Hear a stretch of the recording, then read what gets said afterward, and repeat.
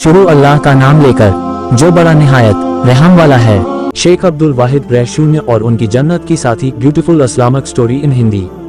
Sheikh Abdul Wahid रहशून्य फरमाते हैं कि एक बार मैंने अल्लाह ताला से दुआ मांगी कि ए अल्लाह, आपको जन्नत में जिसको मेरा साथी बनाना है दुनिया में ही मेरी उससे मुलाकात करा दीजिए।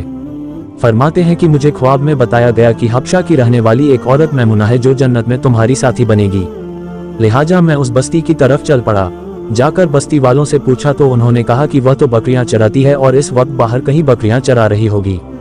फरमाते हैं कि मैं चल पड़ा। जब मैंने बस्ती से बाहर निकलकर देखा तो हैरान हुआ कि बकरियां एक ही जगह पर चल रही हैं और इधर उधर भागती भी नहीं हैं और एक औरत पेड़ के नीचे खड़ी नमाज पढ़ रही है। जब मैंने गौर किया तो मैंने देखा कि जहां बकरियां चल रही थी वहां उस चारागाह के किनारे कुछ भेड़िए बैठे नजर आए। उन भेड़ियों की वजह से वे बकरियां कहीं बाहर नहीं भाग रही थीं और एक जगह पर ही चल रही थीं। जब उस औरत ने सलाम फेरा और मुझे देखा तो कहने लगी, अब्दुल वाहिद, अल्लाह रब्बुल इज्जत ने मुलाकात की वायदागाह तो जन्नत बनाई है, तो फिर तुम दुनिया में कैसे आ गए? मैंने कहा कि मैंने दुआ मांगी थी जो अल्लाह रब्बुल इज्जत के यहाँ कबूल हो गई। मगर अब मैं आपसे एक बात पूछना चाहता हूँ कि मैंने ऐसा मंजर तो कभी नहीं देखा कि आप नमाज पढ़ रही थी, बकरियां चल रही थीं और भेड़िए बैठे हुए थे और वे बकरियों को कुछ नहीं कह रहे थे। मुझे इसका राज समझ में नहीं आ रहा है।